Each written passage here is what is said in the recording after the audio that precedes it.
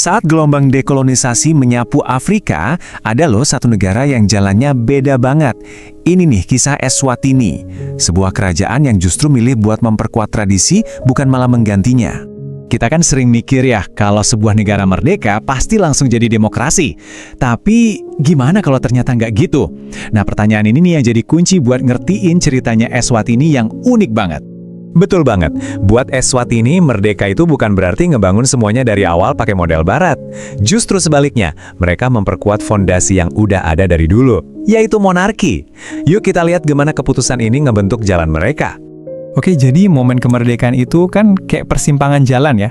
Dan buat Eswatini, pilihan yang mereka ambil waktu itu benar-benar nentuin arah negara mereka, bahkan sampai sekarang. Coba deh bayangin situasinya. Di sekitar mereka, negara-negara baru pada lahir, lengkap dengan konstitusi dan parlemen baru. Tapi Eswatini, mereka malah ngelihat ke dalam. Mereka mutusin kalau masa depan mereka itu bukan di sistem yang baru, tapi justru di monarki kuno yang udah jadi jantung identitas mereka selama ratusan tahun. Langkah yang benar-benar ngelawan arus kan? Kenapa coba milih monarki di zaman demokrasi? Jawabannya simple tapi kuat banget. Stabilitas. Kita perlu ingat konteksnya waktu itu. Banyak negara tetangga mereka yang baru merdeka malah jatuh ke perang saudara dan kekacauan politik. Nah, buat para pemimpin Eswatini, monarki itu bukan barang kuno. Justru, itu satu-satunya jangkar yang bisa ngejaga negara mereka biar tetap utuh. Dan prosesnya itu cepet banget loh. Awalnya pas merdeka, mereka itu kerajaan konstitusional. Tapi dalam waktu kurang dari 10 tahun, semua kekuasaan udah terpusat penuh di tangan raja. Partai politik dibatesin, dan ya demokrasi jadi nggak pernah benar-benar tumbuh di sana. Jadi ini penting ya, kita bukan ngomongin monarki yang cuma simbolis kayak di Eropa. Oh bukan, di Eswatini, raja itu segalanya. Dia eksekutif, dia legislatif, sekaligus yudikatif. Semua kekuasaan itu ya adanya di istana. Tentu aja, setiap pilihan politik itu pasti ada konsekuensinya kan? Nah, sekarang kita lihat deh, apa untung ruginya dari jalan yang dipilih Eswatini ini. Nah, ini dia inti komprominya Eswatini.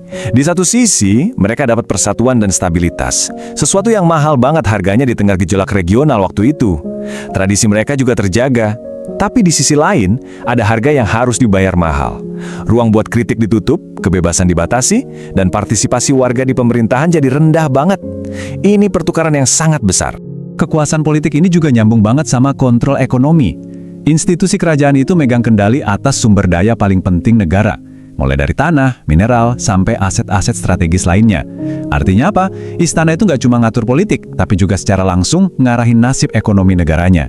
Jadi, di sini ada dua kacamata yang beda banget. Buat para pendukungnya, sistem ini tuh cara terbaik buat ngejaga sumber daya negara, biar nggak berantakan dan bisa dikelola dengan baik. Tapi, buat para kritikus, sistem ini justru jadi penghalang utama buat transparansi dan akuntabilitas pemerintah.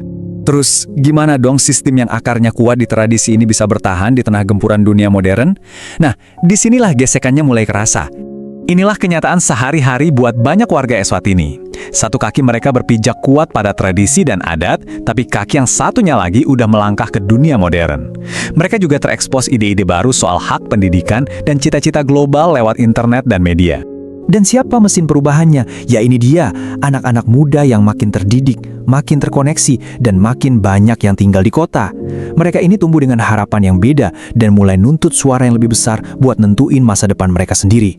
Semua dinamika ini kalau kita gabungin membawa kita ke kondisi Eswatini sekarang, sebuah kerajaan kuno yang lagi berjuang buat beradaptasi dengan dunia yang serba modern.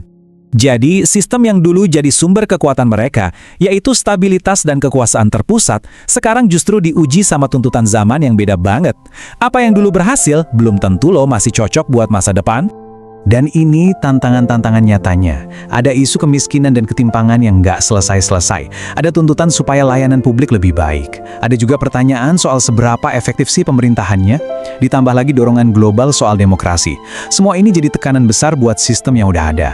Dan inilah pertanyaan pamungkasnya. Eswatini udah jadi contoh yang luar biasa soal gimana tradisi dan stabilitas bisa berjalan beriringan. Tapi, di dunia yang berubah secepat ini, apa model kayak gini masih bisa bertahan? Masa depan kerajaan ini, ya, itu babak yang ceritanya masih kita tunggu kelanjutannya.